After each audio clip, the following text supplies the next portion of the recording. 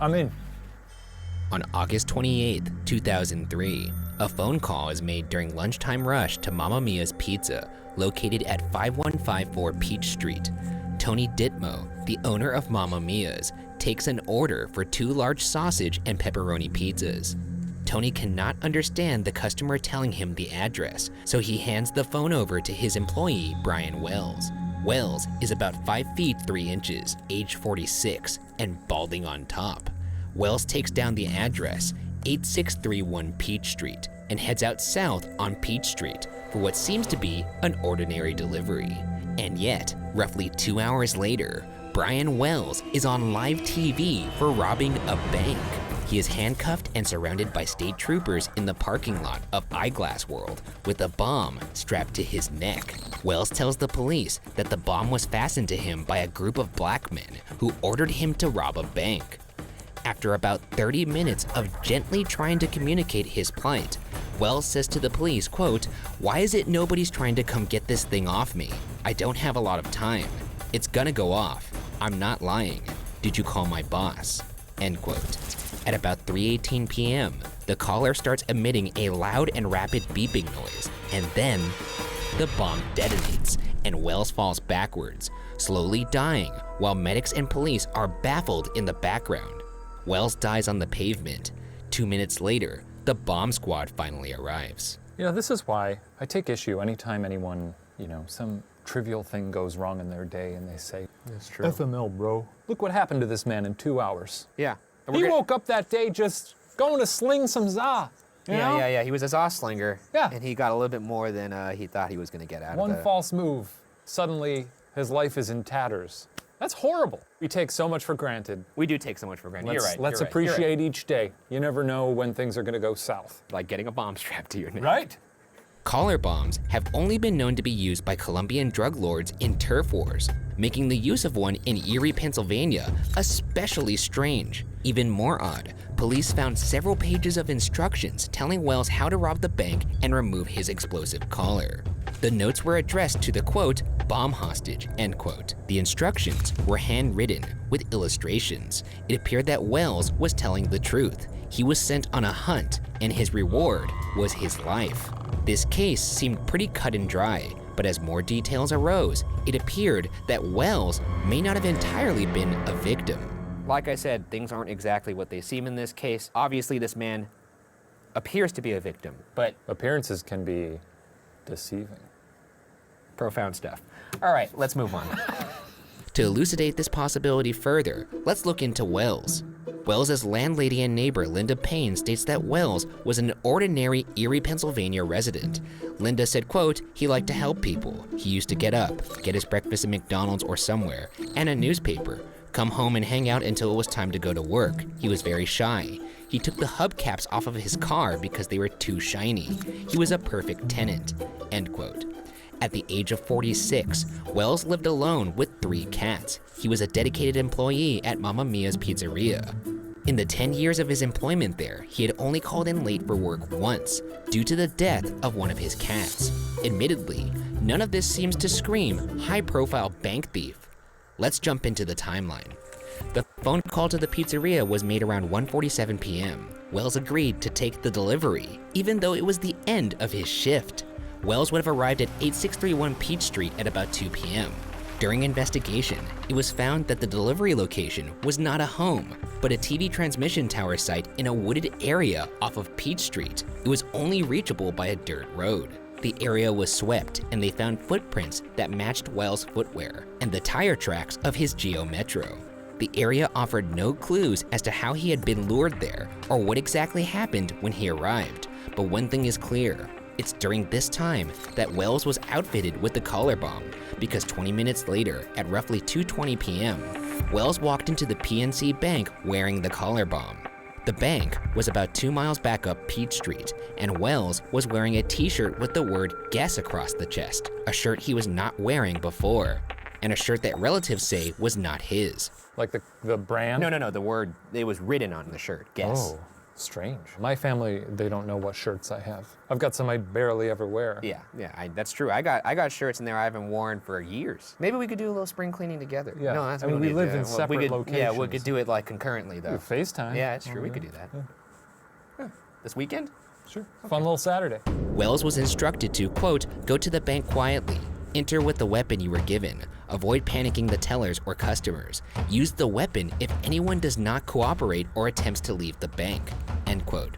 John Seckel, a witness at the bank robbery, saw Wells walk into the bank with a shotgun disguised as a cane and what appeared to be a shoebox under his shirt. The bomb was already around Wells's neck at this point. How do they expect this man not to scare anyone? It was a cane. It looks like a cane. I don't care how hard you try to disguise a shotgun as a cane. He was kind of in an unwinnable situation because he Right. has this bomb. Yeah. And he has a shirt that has the word guess across it. So already he's drawing some weird looks. Wells gave a bank teller a white envelope and spoke in a low voice.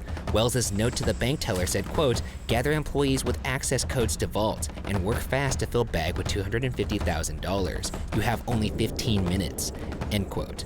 He then lifted his shirt and showed the teller his bomb, which the note confirmed.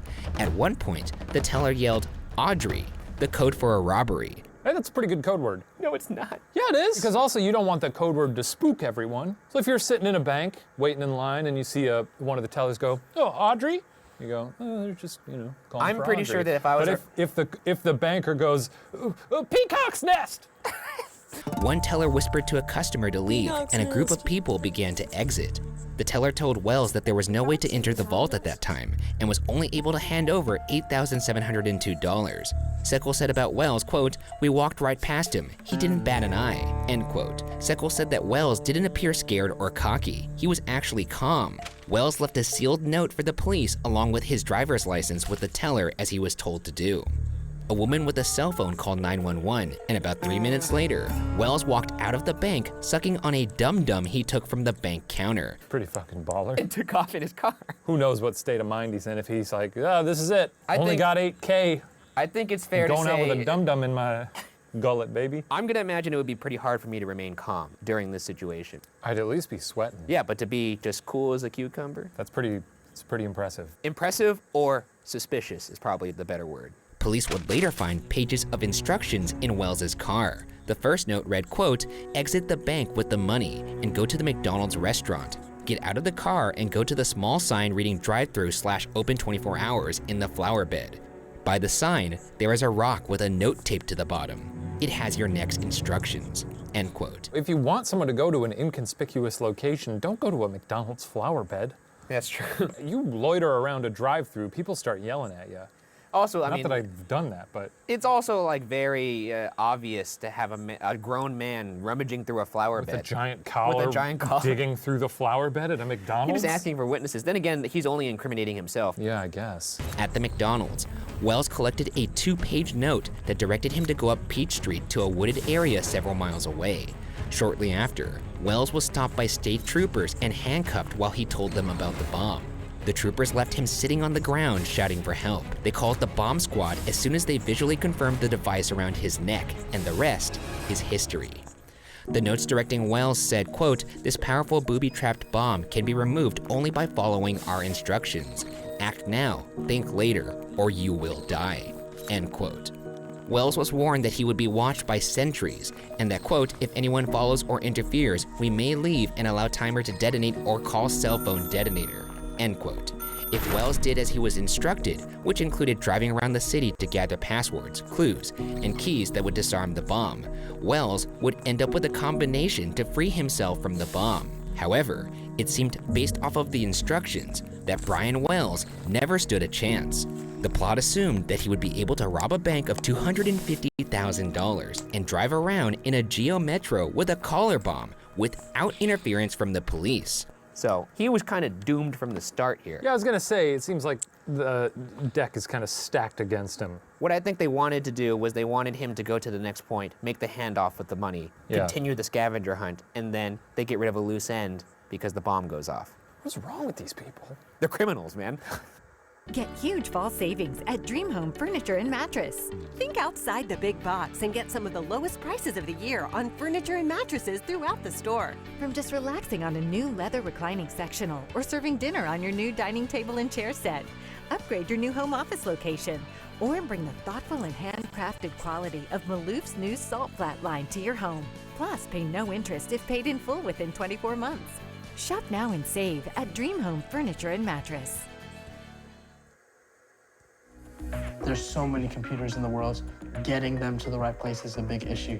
Talking to students, but you're talking to them through a screen, it was a challenge every day.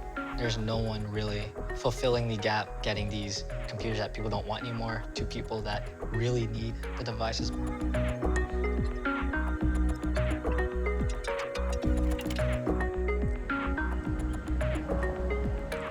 I have the most experience, and therefore That's not true. Who has the most speeding tickets? Exactly. FATI stands for the Free and Accessible Technology Initiative. We support financially disadvantaged communities in order to address the digital divide, really increasing their understanding of technology. I noticed that during our midterm testing, we needed to move all over the schools, and some students needed to take it on separate days. So we were missing technology that provided testing for students, and I was like, yeah, this needs to be solved. We sat down and tried to formulate a plan where we could get different types of computers and laptops to families that didn't have access to these computers. And we have 31 laptops and 10 power adapters in the box. Yeah, I don't see any external damage, any obvious damage. This one's missing the middle mouse key for the cursor control. Same with some of these. I saw some keys missing. We received our first computer donation in 2019 when we started with just 2 laptops, and over the past 2 years we've helped over 300 families and worked on over 400 computers and devices. I'm glad this technology that a lot of people were actually planning to throw away is going to a family who needs it. So something that one family might see as garbage can be very valuable to another family. All right, thank you so much.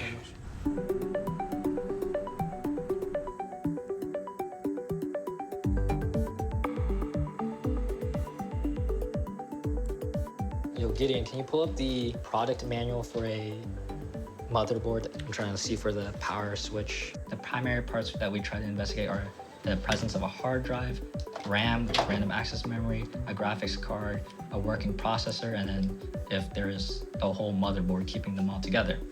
And once we diagnose what issue it is, we try to use a part from another computer, or it could just repair the part. We have the goal of trying to help out as many families as possible, and we go through so many different computers, but I appreciate the challenges. Being young, there's a lack of credibility. People don't really take you seriously. Imagine a 17-year-old going up to the school and saying, we need these computers, or we can even provide computers. We figured out if we Cops tried completing the hunt themselves hours after Wells had died, bouncing from clue to clue until eventually one of the clue locations came up empty. It seemed that whoever was executing this plan had called it off once the police interfered. One thing to note is that the instructions contained words like "we" and "us," making it appear that there were multiple conspirators. So now, let's get into the suspects. Any one of these suspects